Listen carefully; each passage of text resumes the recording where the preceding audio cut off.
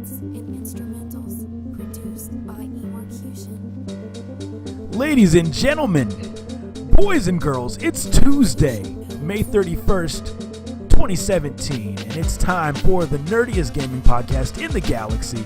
I'm Lam, also known as Mr. Nice Guy. I got my friend here with me, the Miggity Mac, and this is Two Nerds in a Pod, episode number 31, here with your gaming news commentary and other nerdy stuff. I love this beat, man. It makes me want to do an extra long intro, but I'm going to end it. Mac, how are you, my friend? How are things? I'm doing well, Mr. Nice Guy. Doing well.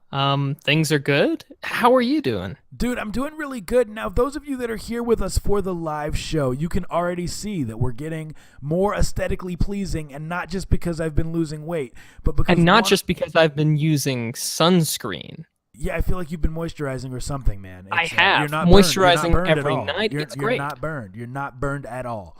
Very good. Well, no, what I'm mentioning, though, guys, is we have this new background, and it is pretty amazing. Mac, I don't know if you can see it on your end, but this was put together by one of our loyal viewers, really a friend, Houseless Gamer, put this together a while ago. It's awesome. So those of you who are here live get to see that, and those of you who are not should be here live next week to check it out. But anyway, Mac, tell me a story, man. What has happened to you this past week? Anything noteworthy? Noteworthy. I have a few things that I'm still waiting on in the mail. I may or may not have mentioned last time that Mrs. the Mac got me an early birthday present. I didn't know that. She picked up for me this NES that plays the cartridges but outputs HDMI. So Okay. that should be cool. It should be coming any time now. I also got my hands on this little item. It's basically a Game Boy Color, and Game Boy Advance Dude, that looks player. awesome. That looks awesome. Was that a Kickstarter thing? Nope. This was just one that I was able to pick up. But what's fun is that it does come with a flash cartridge. Nice. I like that. It comes with it, and perhaps the two most important ones. It's got a battery that you can swap out, and it has a TV out port, so I can play it on the television, which is nice for some of the Game Boy Advance games, honestly.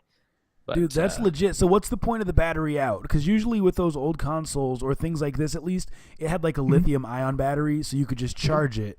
But this has a battery that you can switch for. Yeah, that I could switch out. So the idea is I'll have a spare one that I can, if I'm going to be on the road for a little bit and I'm starting to run low on battery power, I can just shut it off, swap out, drop a fresh one in, and keep going.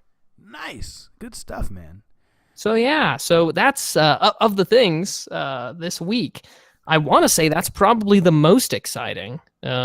The most exciting of the things, at least on this side. What about you? Dude, I really have nothing interesting happening to me, man. I'm a very boring dude. It was a 3-day weekend. Lies, so madness, and lies. It really legitimately boring. I have nothing interesting to say. It was a 3-day weekend. Played some video games. Made a lot of food. Now, like how you got your birthday present early, I got my Father's Day present early. Now, you know that I'm into grilling. I feel like we talk about this every week. So I got this grill accessory, and it's basically a pizza oven. It's a pizza oven for the grill. Now, you think about if you want some wood-fired pizza, a real wood-fired, dedicated brick-and-mortar pizza oven would be, I don't know, thousands and thousands. I can't do that. So they have this attachment for the grill. You put it on the grill. It has baker stone lining the inside. You close the grill lid, turn up all the burners. The internal temperature of this bad boy, Mac, heats up to 700 to 900 degrees. It's pretty awesome. You throw a pizza in there, it cooks in like 3 to 4 minutes, man. So we did that. We had a little party. Some people came over. We did a bunch of pizzas. That was awesome. Did some ribs as well the next day. Memorial weekend was a really, really good weekend. And now, since we're going to Seattle this summer for pictures, and actually, we're going to hang out with the family, but we will be taking family photos. Now I feel like I have to spend the next 2 months undoing this Memorial weekend, all the food that I ate, trying to get fit and trim for these pictures. So we'll see if I'm able to do it. I don't know. I might need some motivation. But that was like one of the highlights of my week, man. Just eating really good, time with friends and family. If I may offer some assistance on that front of the motivation. Yeah, skinny man, let me know. What's up? No, I hate running with a fiery red passion, but there was this application, and I know I've mentioned it, but for my phone that really got me running and really kind of enjoying it. By the end of a month, I was running 5 kilometers every day. Really? Yes. Now, so it was basically a sort of semi-interactive storybook, revolving around the idea that you are a supplies runner for a city, after the zombie apocalypse. So it's no, it was really good. It was really good. It got me out and running. I loved the heck out of it. And it's called Zombies Run. And the S is important in there, but you can pick it up on either iOS or Android, and what's kind of fun about it is that as you run, depending upon whether you go for an hour-long run or a half of an hour-long run, whichever one you assign at the beginning, you'll have zombies start chasing you. This is amazing. That's why I was laughing. And it'll let you know that you've got zombies chasing you, and it'll say like zombies, 100 meters behind. And then it'll give you updates as the zombies get closer or as you outpace them. But the speed of the zombies is taken from your average speed for that run. So you have to put a little bit of extra oomph into it to get away from the zombies, and then you can go back, return to your regular thing. But then the second time the zombies come after you, it's against your new average. So however, so you have to crank it up again, even more so. Now, the reason this seems so cool to me is, one, because it's a perfect fit for our viewership and for people like you and me. Also, because I've heard stories of people losing their jobs over games like World of Warcraft and even RPGs like Fallout 3. Like, I could see someone literally losing sleep over this app if it works the way that I think it does. Like, you run, and you get like 2 hours ahead of the zombies, and you're like, all right, I just need to take a nap for an hour because soon the zombies will be caught up to me, but I'm far enough ahead that I can sleep for 30 minutes and I'll be okay. Like, I could see that happening to people. That's the hard mode setting on the game, really. For the normal mode, though, when you're not actively using the application, the zombies aren't chasing you. If they catch you, what happens? Does your phone like electrocute you or something? Is it that intense? No, it's nothing quite so sinister. What happens is so because it's kind of like a narrative, right? You have to successfully complete a mission to be able to access the next mission. So if you get caught by the zombies, then the mission you have to restart the mission. So it's more of just you've got to do the run again. But what's kind of fun is that so you're the supplies runner, and it'll play your playlist, like whatever your workout playlist is, as you're doing, and every so often you'll get in just one ear, the music will drop down to a low level, and then you will hear the people from the base. They'll be talking to you. They'll be like, all right, coming up pretty soon here is going to be this. It used to be this. This is where going to have. This is where they're going to have the pharmaceuticals that we're interested in you picking up. So be sure to get in there, take a quick look around. They'll also give you updates on the zombies are coming up, and it's kind of hard to explain, but it's really, really enjoyable. It sounds cool. They should add like some similar functionality as Pokemon Go has, where there's like safe houses or something in the real world where you can go pick up supplies, meet up with other people, fight the zombies together by running or something. That would be kind of cool. But anyway, I'm thinking too much into this. This is an app that you and I should improve upon and just copyright and trademark and improve it. Anyway, boys and girls, like I said, this is episode 31 of Two Nerds in a Pod. Max, shall we hop into the second best thing we do? We know the best thing we do is banter. Second best thing we do is talk about gaming news and nerd news. Shall we hop right into it, man? Let's do it. All right. I have a lot of really cool news stories this week, and there seems to be a theme. There's a lot of leaked stuff that has come out the past few weeks, and additionally, there's a lot of stuff surrounding Nintendo. So let's hop right in to some of this news. Now, we're going to start by talking about one of the most popular franchises in all of gaming. Not my favorite, but it is very popular. Assassin's Creed. This is on Game Rant. It says Ubisoft's planned, but as yet unannounced Assassin's Creed title for 2017 has had what's assumed to be its protagonist leaked via t-shirt. Count this among one of the most unique leaks in pre-E3 history. While rumor mongers are still arguing over whether the new Assassin's Creed game will have the subtitle Empire or Origins, new information has rather definitively revealed the game's hero, introducing Bayek. The t-shirt was discovered for sale on the rack of your average local GameStop. It's merchandise for the upcoming Assassin's Creed game, clearly placed on the shelf early by an unaware employee. Bayek was likely meant to remain hidden from the world until Ubisoft's proper unveiling earlier this week. I can't read today. Either this week or during the E3 keynotes next week, or perhaps Bayek's a well-placed teaser. This t-shirt, his calling card to maintain. There's so much bad writing in gaming news. Regardless, you get the idea. Bad writing and bad reading by me. But the main protagonist, the name of him, leaked early on a t-shirt in a GameStop, not by someone being sneaky, just by someone being silly. Mac, do you have anything you want to say about this man, or should we just move on? Yeah, I'm just surprised that anybody's even going into a brick and mortar GameStop anymore. I think this would have been the perfect place to hide your secrets. I think Ubisoft was really banking on the fact that we had all just, transcended GameStops, but dude, clearly there are some diehards. Where else can you go to pay ridiculous markup on a used game other than GameStop? There's really not anywhere. And buy things from ThinkGeek.com. Those are the only two things I ever see in the local GameStop.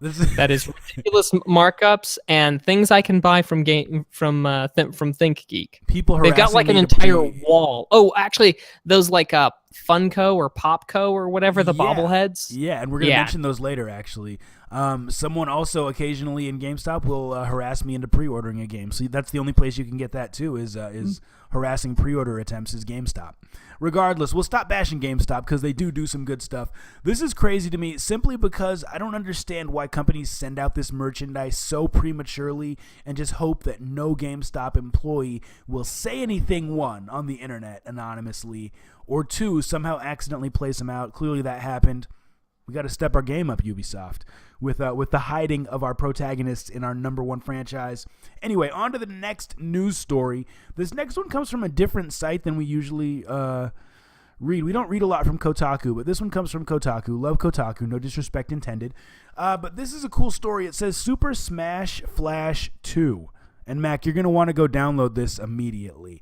Super Smash Flash 2, a fan-made Super Smash Bros. Tribute by MacLeod Gaming that features anime characters like Naruto and Goku alongside Nintendo heroes like Mario and Samus, just pushed out a big new beta featuring tons of new heroes. Many of these new additions hail from previous Smash franchises, but are new to the world of Super Smash Flash. Here's the list of full characters. I'm not going to read all the characters, but it has your basic people that you'd see in a Smash Brothers game. There's several updates where, the website had been down today because this game is so popular. So many people have been going to download it that the website was down. Right before we hopped and started doing the podcast, I went and downloaded this, texted my brother and said, go download this immediately before Nintendo does what they do best. Mac, had you heard about this game yet? And two, are you a Smash Brothers fan? I had not heard about it. I've played Smash, but that's about it. So yeah, that's about it. But nonetheless, anything that's going to be pulled down by Nintendo in short order, I think is well worth downloading. So yeah, and I don't know for a fact that it will be pulled down, but just based on history, it's safe to assume. I did watch a YouTube video for this game. I didn't get to play it, but it looks like it's effectively, it's Super Smash Brothers in 16-bit graphics, but really, really, really crisp, good animations. Looks like it could be a competitive game. Typically played with a mouse and keyboard, but apparently they updated it to give you the option of playing with a controller. So if you guys are Nintendo fans or just Super Smash Bros. Fans or just Rebels, go download that Super Smash Flash 2. Not 1, but 2. It's in beta. About a half a gigabyte download, 500 megs. Really, really good looking game. Let's talk a little bit more about Nintendo. This is about the Nintendo Switch, and this is news that may make you happy, Mac. It says the record-breaking launch of the Switch reportedly led Nintendo to increase production of the console back in March. A new report suggests this may be happening once again. According to the Financial Times, sources close to Nintendo have said a production increase has been ordered to help meet demand going into the holiday season. Now, Mac, I know you may not be interested in picking up a Switch, but this is a change in Nintendo's strategy. Traditionally, they don't ramp up production to meet demand. Traditionally, they just allow production to stay how they want it to be, and they allow people to murder each other in Walmart in an attempt to get their products. So, I think this is cool that they're taking a new strategy. I'm not going to read this whole story. Good to see that they are attempting to meet demand. Apparently, there will be 18 million more units will ship during the current fiscal year, so through March of next year.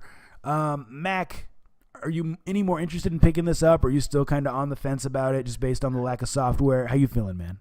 I'm still not particularly interested. I'm glad that Nintendo has decided that they like money and that they like, and that they like supplying their product. So I am encouraged. It is a wonderful change of pace. Now, if only they could get out the amiibos, or any number of other products. But, I guess we'll settle for the Switch. Yeah, man, I agree. I'm happy to see that they're changing their tune when it comes to how they treat their consumers and their fans. So anyway, this next story, Mac, is going to get you really hyped unless you already saw it. I guarantee 100%, no doubt about it. This is going to get you as hyped as a Kickstarter that has a legitimately good playable demo. So this next news story from Game Rant says the country of Uzbekistan has banned 34 video games. They've banned 34 video games. Now listen closely to this next part, including Left 4 Dead 3. Think about that for a minute. I'm going to read the rest of the story. A game that doesn't exist. This is far from the first time that a country has gone to such great lengths to stop a game from being played within its borders, for example, with China banning Pokemon Go earlier this year. Uzbekistan has banned a list of 34 different video games as they may be, quote, used to propagate violence, pornography, threaten security, and social and political stability. This country's authorities also cite fears that the games might disturb civil peace and inter-ethnic and inter-religious harmony. Some of these potentially disruptive games include Call of Duty Black Ops, Silent Hill, Assassin's Creed Brotherhood, Fallout New Vegas, Mortal Kombat X, Grand Theft Auto San Andreas.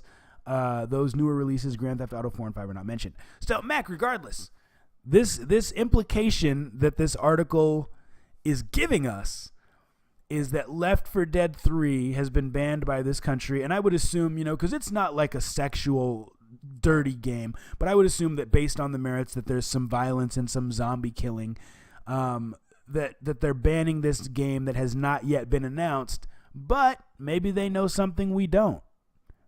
Do you think that Valve has finally learned how to count to 3? That's my question for you, man.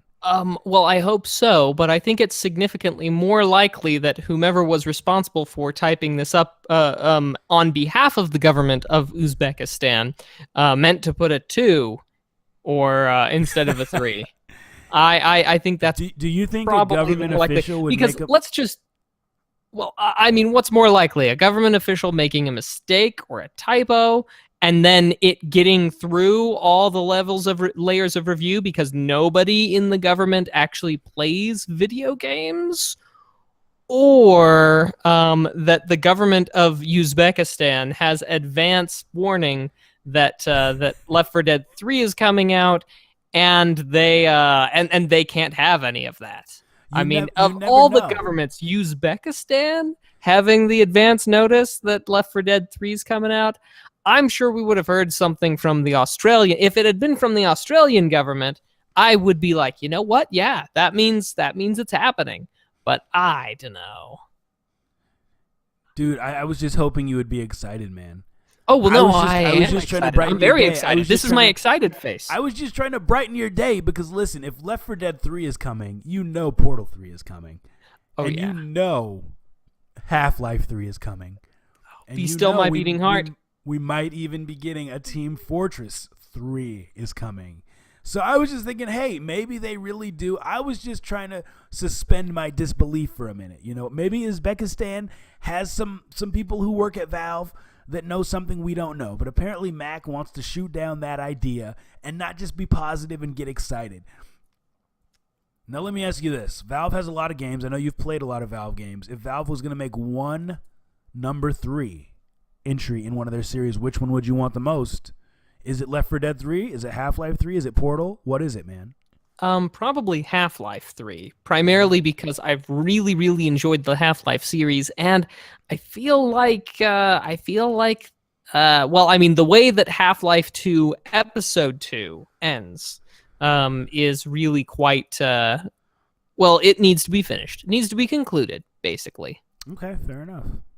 Cool. I don't know. For me, it probably would be Portal 3 because I really liked the puzzle solving and I really had fun with the co-op. Like, I feel like GLaDOS was just such a cool character. And I don't know. That game just sucked me in, made me think, made me work my brain muscles. It was a really, really great game for all ages. Loved it. Anyway, let's keep things moving on. Now, there is another story about a leak, but I'm going to kind of skip over it just for time. There were some images that were leaked about Super Smash Brothers. Potentially being put onto the Nintendo Switch in a remastered form of the Wii U version. Basically, there's HD visuals, HD screenshots that show 3DS only content. So in other words, the 3DS didn't have HD visuals, but there was exclusive content to the 3DS that is now being shown with those upgraded visuals, leading people to believe that it's being remastered for the Nintendo Switch. I hope I explained that well. Did I get that point across well, Mac? Yeah, no, I followed perfectly. I don't want anyone to be lost on their commute and crash their car while listening to our nerdy little podcast because their brain exploded.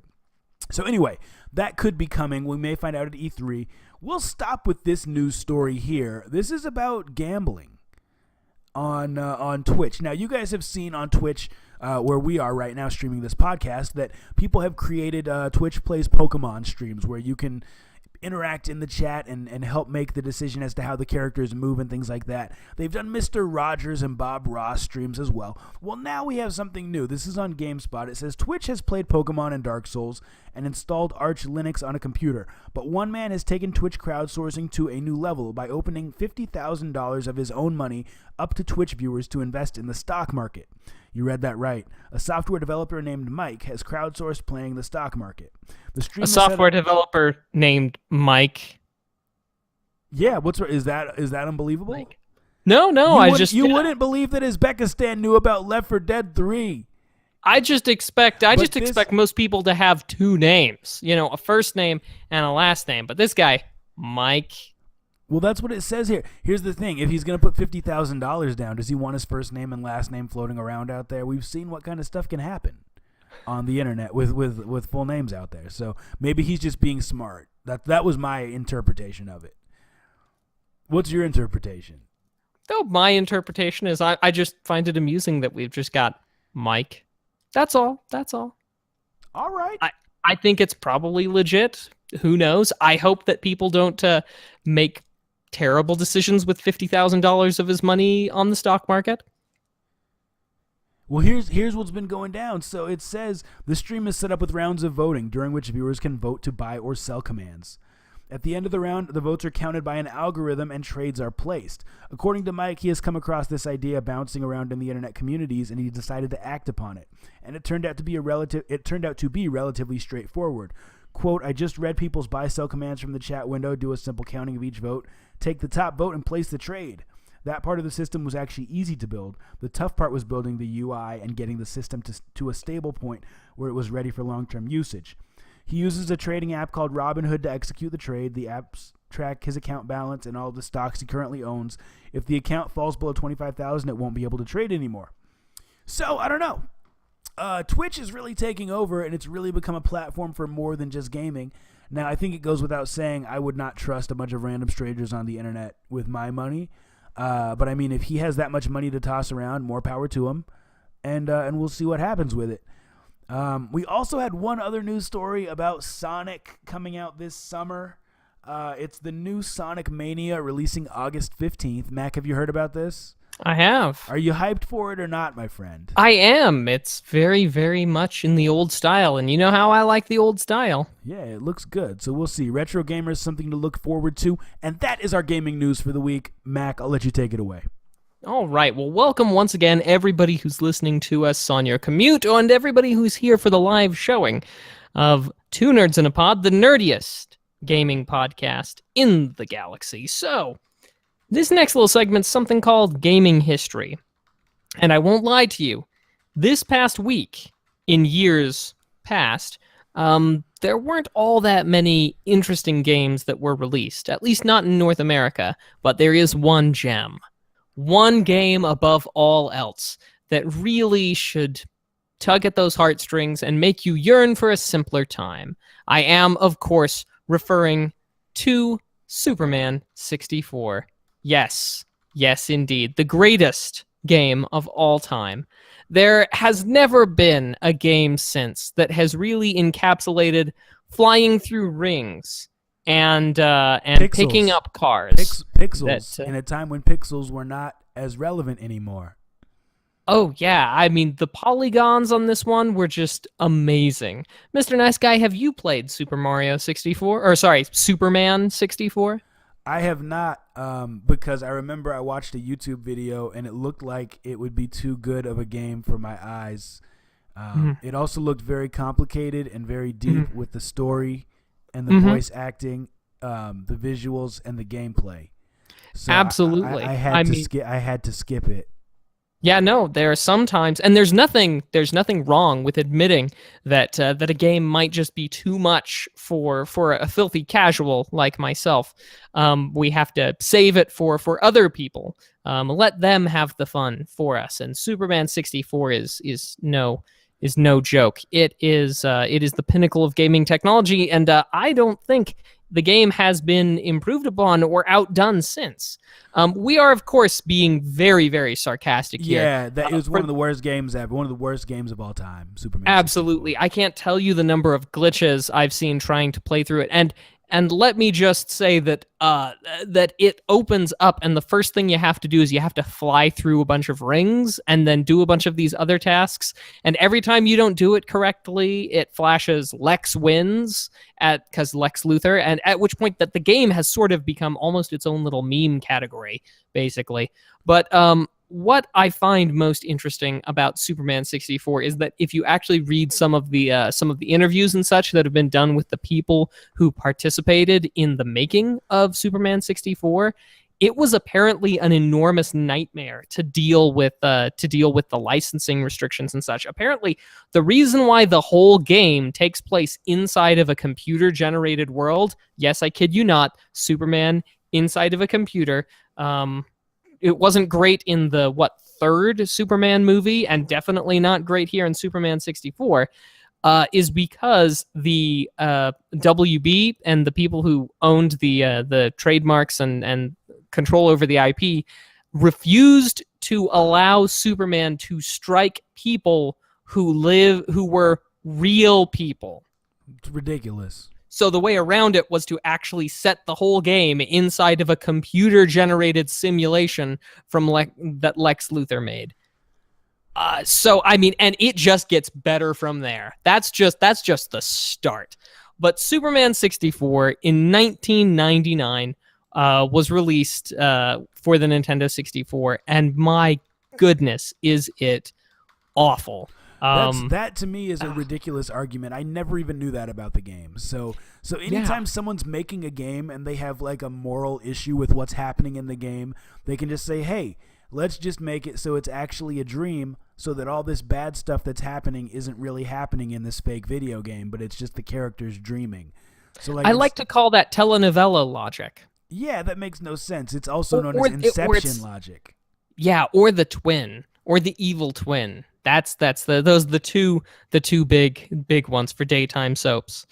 Hey, a man's allowed, okay? A man is allowed to have a sick day and watch some daytime soaps. Don't you look at me like that, Mr. Nice Guy. I was going to judge you silently, but now you're getting defensive out of the blue. I can hear the judging through the internet. Do you even speak Spanish? Habla el español. Telenovelas must just be very, very boring to you. I mean, you can still tell what's going on, but take the sick days you need. I won't judge you. Cool. What other? Do we have other gaming history? Yeah, actually, that's kind of the only game that I had. But there was something that was very interesting that happened in 2003. You may or may not have heard of the magazine called Nature. It's a scientific magazine. It publishes peer-reviewed articles, and there's this one article that came out in 2003 that wasn't and it came out today in 2003, as a matter of fact.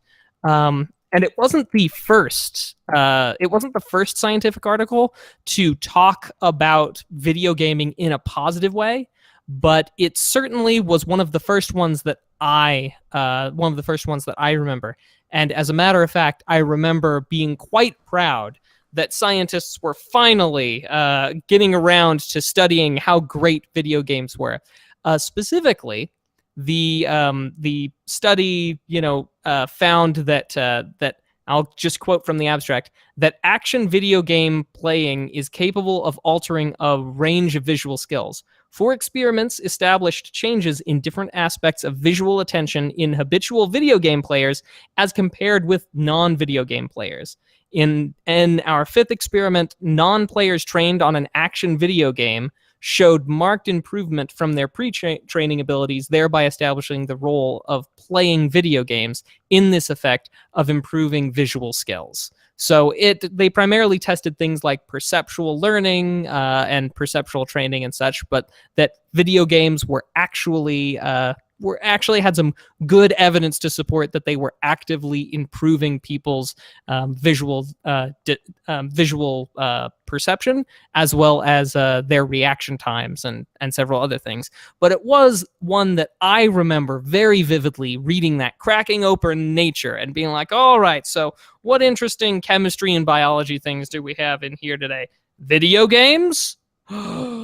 It was really kind of a surreal moment for me, but nonetheless, one of the early ones for people to kind of express how beneficial video games could be. And that happened in 2003. So I figured I would share that as part of gaming history this afternoon. But that's all I had for us today. Huh. Well, dude, that was great. Now, I had forgotten about Superman 64. It's always the butt of everyone's jokes. So rightly so. Yeah, and rightly so. Yeah, terrible, terrible game. Well, let's keep things moving along. This is, once again, Two Nerds in a Pod, episode number 31, nerdiest gaming podcast in the galaxy. And I say we go ahead and move on to one of my favorite segments of the show, the one that involves you guys. It's called the Viewer Question of the Week. This is a section of the show where you ask us a question and we answer it. We often banter and get off topic, but we will answer it in some shape or form. Guys, today's question comes from my man, my homie, Spenis the Menace. He wants to know about E3, Mac. So here's what he says. He says, E3 is 2 weeks out. Really looking forward to hearing the answer. Let me go back to the beginning of the question. How about that? First, he says, with E3 coming up, what are the major things you will be looking forward to hearing announced? Example, games announced with no release date being unveiled, new games being announced, major breaks in news for certain games. E3 is 2 weeks out. Really looking forward to hearing the answers from you and Mac. This also can include announcements on expansions for games already released as well. Yeah, so that's pretty much it, Mac. It's basically asking in a long-winded way, which is fine. He wants to know, what do we think is going to happen at E3? Do you want to field this one first, or shall I hop in? I think it's all you, buddy. Go ahead. Okay. Well, I can't. Honestly, I don't have a good answer for what do I think is going to happen, but I will talk about what I want to happen for E3. And it's probably a little bit weird, but hey, I'm a weird guy. So I would really like to see Valve put out another game. Left 4 Dead 3, Portal 3, Half-Life 3, any of these I would be absolutely thrilled by. Another one that I would really enjoy that might catch you by surprise is there's this dancing game. It's not Dance Dance Revolution, but Pump It Up is the name of the game, and I enjoy the heck out of that game. Okay. There was a console release for the original Xbox back in the day, and I have that, and I have the dance pads, and at one point in time, I even worked at an arcade and had access to the arcade machine. We need to talk about this. You worked at an arcade? I did, yeah. I worked at an arcade. My first year at university, just before my admission, and it was fantastic. And we had a pump it up machine. As a matter of fact, Mr. Nice Guy, the city of St. George has an arcade. No way. It's called Fiesta Fun Center, and it's been there for like years. Yeah. Yeah, you've been there? I've heard of it. Yeah, I've never been there. Well, they have that arcade machine. They have the one that I used to have at the arcade here, and that still has all my high scores on it. So I really, really, and I still have the highest scores, and I can prove it. Though? How often do you go back? That's my How first often question. do I go back? I went back last summer, and I checked it out, and I was still, I still had, the top 3-4 scores. I took a picture because I was so proud of myself. Do you ever go down and sabotage people when they're like starting to get a high score? You're like, hey, look at that girl. And they're like, what? And then they like mess up so you get to maintain your high score, or just whatever. Like Nope, throw I've a actually banana peel down, like something very cartoony like that. No, but the red turtle shells, though, I will throw out a red turtle shell to stop them if they're making good progress. But either way, what I would really love to see is the company and Amiro. They're the ones who make it. I would love to see them release a new Pump It Up game, especially to have some sort of console release. If they did a console release with a Pump It Up, I might buy the console, whatever console it was, just to get my hands on that game because I really like it. I really do like my dancing game. Nice. So yeah, that's another Valve game, a third installment, and some more Pump It Up. That's what I would really enjoy seeing out of E3. Nice. Now, we want to know what you guys want to see from E3 as well. Let us know your predictions. I see some of you are typing them in the chat. If you're here with us live, let us know right now what you think will come out of E3, and we'll read those as soon as I give my response. Now, there's a few things that I'm thinking we will see out of E3, and I'm going to go kind of bold with some of these predictions. This one's not as bold, but I think that we're going to see a new Splinter Cell game. Ubisoft, it was leaked earlier that they're going to have 4 games announced. I believe that and I think they said 2 of them will be new IPs. So I think one of them is going to be Assassin's Creed. I think the other old IP is going to be Splinter Cell. We haven't seen one since 2013 when Splinter Cell Blacklist came out, which that was the E3 that we went to, was the one where that was announced. And then I guess we'll have 2 new IPs that I don't know what they are, obviously. So that's one, Splinter Cell. Another one, I think we're going to get Halo 6. I think that is going to probably release with the Scorpio, Xbox Scorpio. Like, I feel like Microsoft is going to step it up, and they're going to realize once again that software sells hardware. The Scorpio does 4K, great. It does all kinds of cool things, fine. No one's going to buy it if you don't have any good games for it. And what franchise better than to launch a new console than Halo? I mean, Halo's a very iconic game, so I think it's the thing that launched their whole console group in the first place. Without Halo, we would not have seen the great growth of Xbox. Xbox would not have been a contender without Halo. Seriously. I mean, just think, Mr. Nice Guy, can you name any 3 games for the original Xbox apart from Halo? Yeah, like exclusives or just games that were on there? Because exclusives. Probably not. Probably just Halo's the one that I can think of, and that's bad. Because if I had a minute to think about it, I could. But under pressure, no, I cannot. Dun dun dun dun dun dun dun dun dun dun dun. Under pressure. But what about any games from there, from the original Xbox? Yeah, man. I mean, there was Splinter Cell. Halo 2 was on there as well. So, I mean, there were a lot of good games. Oh, man. But I'm really drawing a blank. I know there were a lot of good games, though. I didn't play original Xbox as much. I was a PlayStation guy back then. But, yeah, I mean, you're right in saying that, Project Gotham Racing. See, how could I not remember that? Anyway, so you're right, though. Halo was the most iconic game for the original Xbox and still one of the most iconic games today. So anyway, I think we'll get Halo 6. I think that Mario Odyssey will be announced. I think it's coming out in November. I don't think that's any big surprise. I think that Nintendo will will announce no less than 2 new IPs, 2 new intellectual properties. Now, they tried it with the Wii U with games like Wonderful 101 that just didn't really do well. I think that they're going to come out with a new multiplayer game. Maybe even a first-person shooter. They had a first-person shooter, and someone needs to help me in the chat, that they released for the Wii, and it was console exclusive but didn't do very well, and they released a sequel for it. I think we get a new first-person shooter that's not in that franchise. I wish I could remember the name of the franchise. But anyway, and if I want to make like a crazy, ridiculous prediction, I think Nintendo releases a VR headset for the Switch. And I know that's not going to happen, but if I'm just being silly, that's what I would say. Now, one thing he also asked, if we would see any expansions to existing games, and I really don't think that we will. Not on the console side, anyway.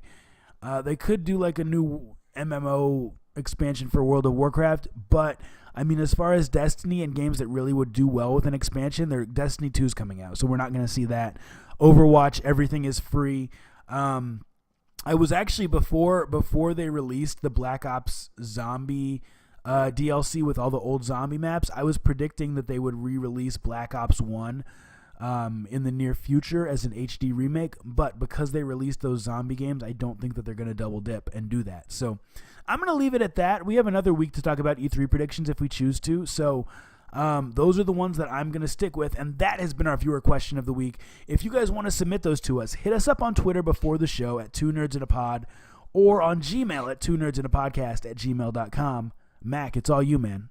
All right. Well, this next bit takes a little bit of your participation. So if you're listening to this, say on your commute or what have you, feel free to just yell it out. We will hear it retroactively and include your votes here. This is the Kick or Kickstart. That's where we take a crowd-funded project. We, display it. We talk about it a little bit, some of the virtues, some of the vices, and then at the end we say whether we think, and we ask whether you think this should be kicked out of here, or whether you think it's worthy of the money and should be kick-started.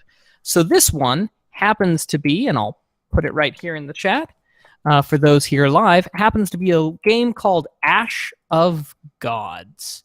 So a little bit about this one.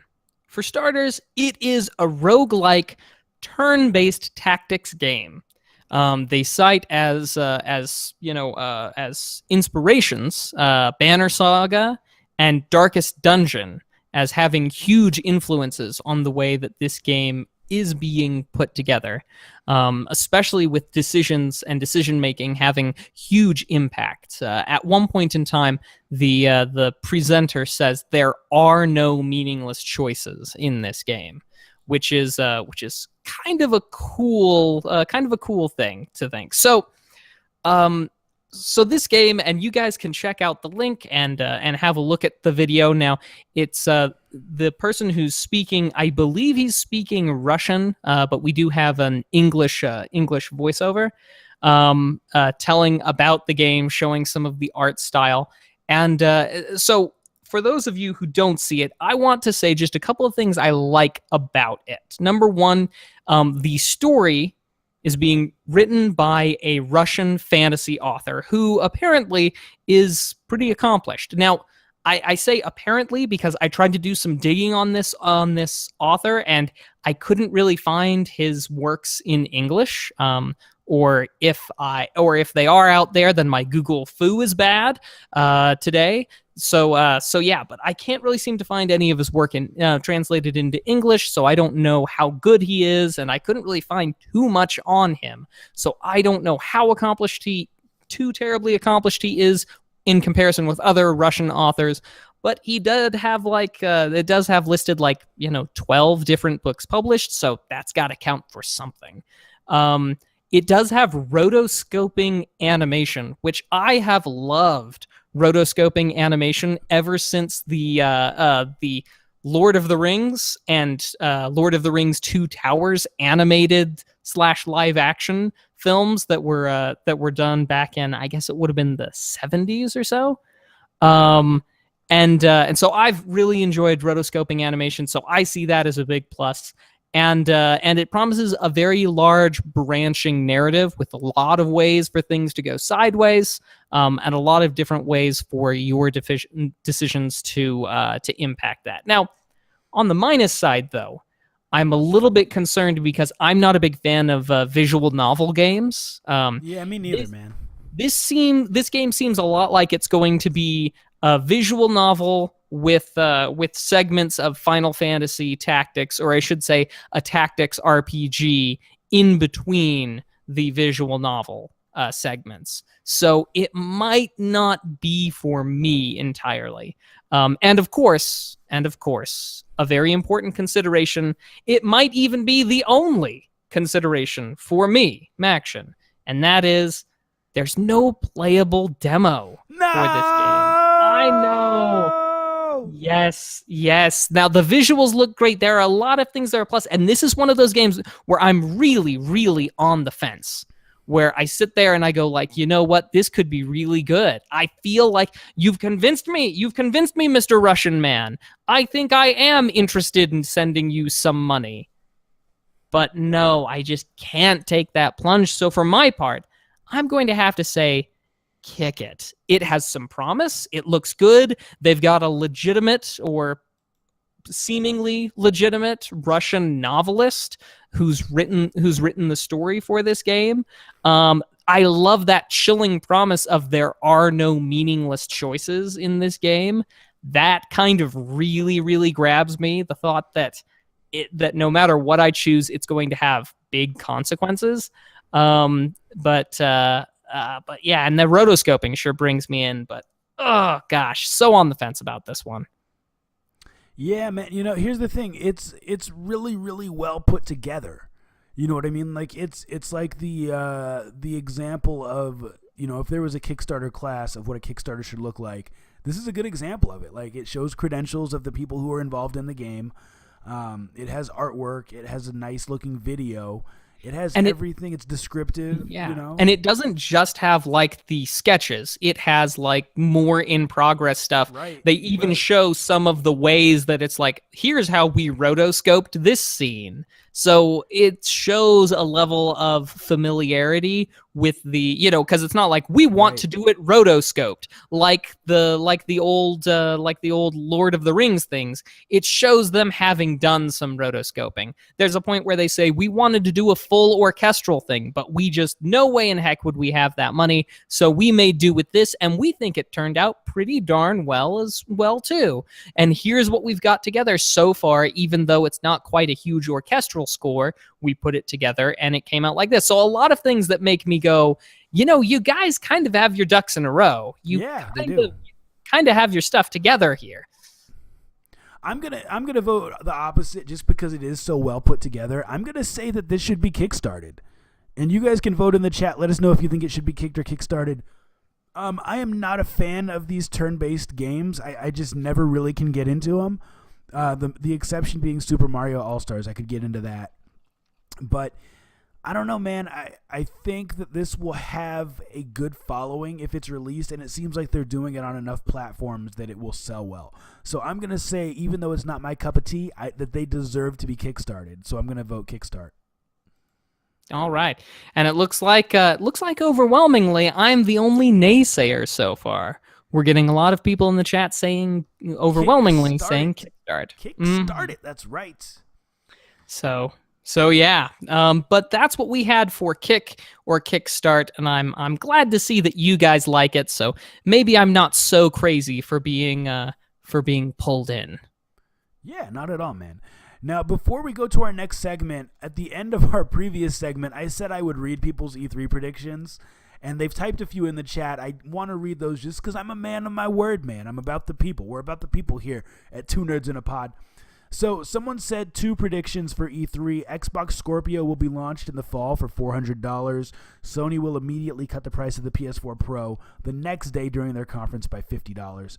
And Microsoft will announce a big Japanese game exclusive. Ninja Gaiden 4, Devil May Cry 5, or Bayonetta 3. Other prediction was, someone says, one thing I wish would be announced at E3, a new Burnout game from Criterion. I loved Burnout Revenge and Burnout Paradise, but EA seems to have abandoned the franchise. And someone else says Burnout Revenge was my childhood. So we'll see what happens at E3. Mac, should we go on to our next... Absolutely. How can we deprive the people, Mr. Nice Guy, of the best segment? We can't deprive the people. And I don't know if it's the best segment, but it's a really... It is. Max says it's the best segment. I love this segment. I think you guys who are regulars know what's coming. It's time for our Dummy of the Week.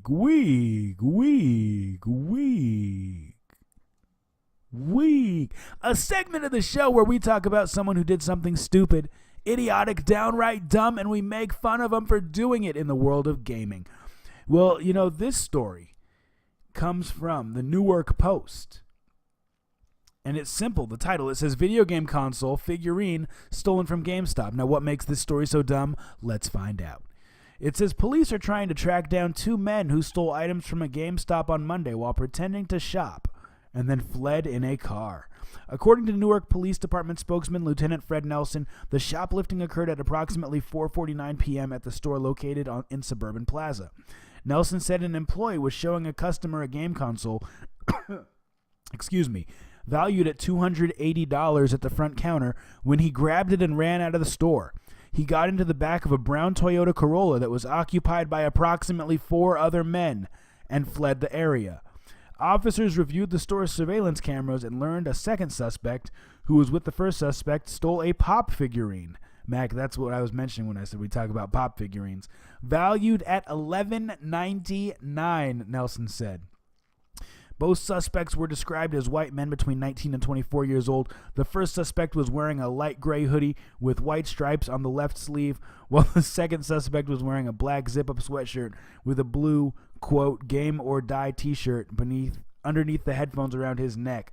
NPD released images of both suspects and is asking for the public's help to identify them, blah, blah, blah. Now, this might seem like a silly story at face value, but Mr. Nice Guy, the stand-up comedian in me, I notice the small details, and that's what makes it dumb. Now, here's the thing.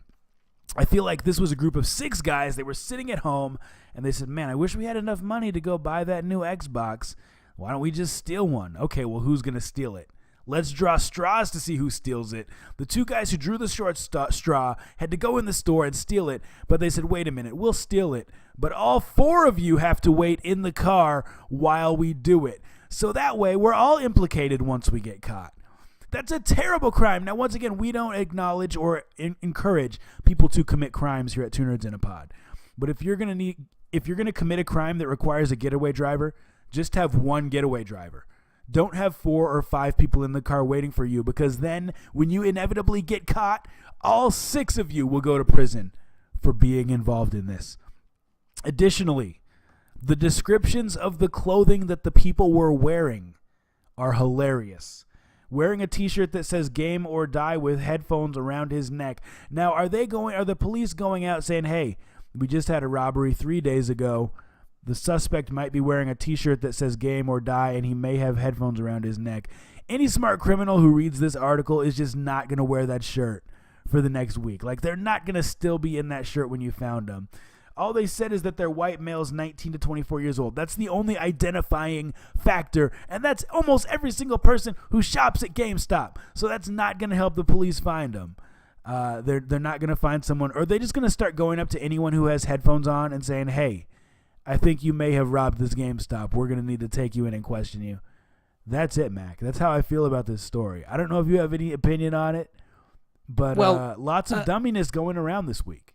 I would be remiss if I didn't provide everybody with the requisite Maction's advice on how to properly commit a crime. And it just goes very quickly to the old saying, 2 men can keep a secret if one of them is dead. And so, when inevitably the 6 people who are all, the 4 accomplices and the 2 perpetrators, are brought in for questioning, one of them's gonna crack and sell the others up the river. So, good job, guys. Good job. That has been our dummy of the week, Mac. It's all you, man. All right, so here's the last segment of our show. As you know, we like to end it off with a little something called Legalese. Legalese. Where we talk just a bit about some of the, say lawsuits, maybe intellectual property wars, or any number of other things that are going on that may impact how we game, or in this case, the secondhand gaming market. So it would have been back in March, end of March, early April, when I talked about a little thing about printer ink. Ink cartridges, specifically Lexmark versus Impression. And so Lexmark, a printer company, was actually suing this company Impression that because they would buy the spent cartridges for the printers, and they would refill them, refurbish them, and then sell them, resell them to people so that they could put it into their printers and, get more prints. Well, as part of the whole back and forth about arguments and counter arguments and such, it became clear that the issue that needed to be decided was this idea of patent exhaustion, but specifically as a seller of a product. If I am Nintendo and I sell you a video game, then if I sell you this video game, then when does my Nintendo's control over the game stop? What game is that you're holding? I know this is off topic. This is just the it's got like 20 Mega Man games on it. Some of them are ROM hacks, but most importantly, one of them's Rockman 4 Minus Infinity, the greatest ROM hack ever. Dude. It's amazing. It looks awesome. Anyway. But nonetheless, so when does so could Nintendo presumably require you to sell your cartridge if you don't want it anymore back to them, which is exactly what Lexmark said they were doing. They said they had an agreement, a shrink wrap agreement with the people who bought their cartridges, that those people were required to sell it back to them, Lexmark. So it was a breach of contract for Impression to buy to facilitate this breach of contract with the customer. And it ranged over a lot of different things, but at the end, this Supreme Court earlier today decided in this case that the idea of patent exhaustion stands, and that they could not, neither domestically nor abroad, bring legal action against a reseller of this product, because as the initial buyer, that's where the makers, manufacturers, power over things stop. It stops when you give them the money and you've got it in your hand. That's where the manufacturer's power over that product stops. And from then on, if you want to resell it, you are welcome to resell it to whomever you want. And that reseller is welcome to do whatever they want with it, which of course we really expected. And it was an almost unanimous decision on the Supreme Court side. And we of course expected that it was going to go this way. And we said as much back in April. But it did have the capacity to really change and completely shake up the secondhand market for many goods, especially technology and things like that. So, good news, the world is safe once again. So yeah, there we go. There's a little bit of the world legalese. would not be safe. So I'm glad to hear. Yeah. Well, rest easy this night, Mr. Nice Guy, for the world is safe once again. Once again. Awesome. Thank you, Mac, for that. Well, guys, that's our show.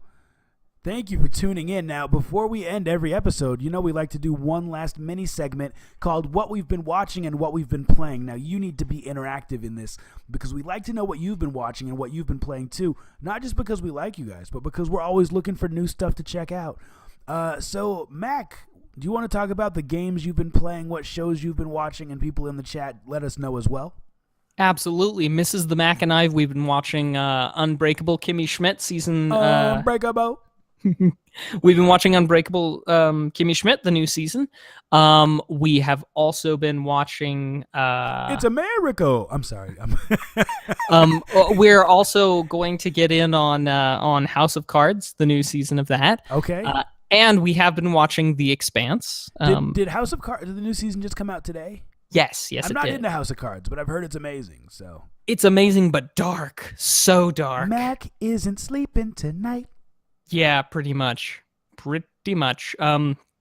I watched all of season 4 of Sherlock. Was not especially impressed. And as for what I've been playing, Mr. Nice Guy, thanks to this bad boy, I've been looks playing. so cool, man. I've been playing any of the games that I want. Yeah, hang on, I got. Now, do that. You may have already said this, but do cartridges fit in that in addition, or is it SD card only? No. The cartridges will fit in it, but just the Game Boy Advance ones. Sadly, for whatever reason, this one is not set up to play. Game Boy Color or Game Boy or original Game Boy cartridges without the specialty card that came with it. But any it's still Game Boy awesome. Advance game will plug in. That's sweet. But yeah, so I've been playing a lot of handheld lately. I don't blame you, man. Cool. Well, I have been playing ARMS. Now, I don't know if you guys have heard of it, but it's the new game that's going to be coming out next month for the Nintendo Switch. And Nintendo has been doing this thing. It's basically a beta, but they've been calling it open test fire for their games. They did one for Splatoon 2. They just did one for ARMS this past weekend. ARMS is basically a cartoony boxing game, but it does have other mini games like volleyball, things like that. There's different gloves you can put on, different ways you can customize your character. Very, very intuitive. Like, I feel like it could have esports potential on a Nintendo level, like if they choose to push it that way. So I mean, it's a lot of fun. Apparently there's motion controls and just traditional controls. I only did the traditional controls. Played a lot of that with my kids this weekend. Had a blast. That's the main game that I've been playing, outside of my normal rotation of Overwatch and Mario Kart and all those types of games. So lots of fun with ARMS this weekend. Now, as far as what I've been watching, I did start season 3 of Unbreakable Kimmy Schmidt. It's solid. Now, I feel like the first season was still the best. I feel like they'll never top that. But I'm interested to see how many seasons they will do, because it seems like that show hasn't been around that long. It seems like it's only been around for like a couple years, and they're already on the 3rd season. So they're just hustling, making good content. Also, watching Agents of S.H.I.E.L.D., and Agents of S.H.I.E.L.D. has reached the point where I no longer have any idea what is going on. I don't know if you're still watching it, Mac, or if you're planning on it, because I don't want to spoil it if you are. But just think of it this way. Like, imagine if you were watching Inception. I won't spoil it. Imagine if you were watching Inception, and then it turned out that Inception was really a bunch of people watching a movie about Inception within an Inception. And I know what I just said doesn't make any sense, and it's very confusing and hard to follow. That's pretty much how I feel about Agents of S.H.I.E.L.D. right now. And that's pretty much where I'm at with that. But it's still a great show. Not a lot of content consumption has happened in the Nice Guy household this past week because I've been busy. So that's pretty much it for me. But Mac, do you want to read what the people have been watching? Absolutely. So we've got some 13 Reasons Why from Netflix. Apparently it's a hard one to watch. Logan on 4K Blu-ray. Logan was awesome. We've got finishing watching the last season of Samurai Jack, this most recent Samurai Jack. We've got rewatching Doctor Who seasons. As for playing, we've got some good ones. We've got what's this? Mass Effect Andromeda, Resident Evil 7, spooky stuff, Final Fantasy 15, Horizon Zero Dawn, Nier Automata, Mario Kart 8 Deluxe, Injustice 2, Pokemon Sun, and Poochie and Yoshi's Woolly World. Also, some of our viewers have been playing Overwatch. Now that's your jam, Mr. Nice Guy. That's my jam right there. So yeah, looks like, the thing that's always fun is that anytime we talk about this, almost never are any two people here with us playing the same games. It's just cool. Great. Yeah. I think it says something about our viewership is that, like, even though we're all united in our nerdiness, we all have our unique ideas, which I think or our unique preferences, which I think is great. Mac, I think we should end the episode. I do want to give one quick shout out, but do you have anything that you want to say before we wrap it up, man? No, aside from thanks for being here, everyone. Yeah, thank you guys so much for tuning in. The community is growing every week. Now, I want to give a shout out to our boy Galvatron Type R. He did hit up our iTunes and left a rating for us. Wrote a great description of the show, so thank you so much for that. That helps us out more than anything. If you guys are enjoying the live show, please check us out on iTunes. I just posted a link in the chat. You guys can share with it. You can subscribe with it. You can share it. You can do all the things that you want to do. Please leave a rating. Say some nice stuff about us and Maction's perfect hair. I'm going to play some music. Mac is going to dance, and we're going to get out of here. We'll see you guys next week. Same bat place. Same bat time. Same bat rhymes. Same bat dance moves from Maction. You guys, we do this every week here on twitch.tv/2nerdsinapod. 9 p.m. Central Standard, 8 p.m. Mountain. We'll see you guys next week. Keep it nerdy. Deuces. Hit up that iTunes, though.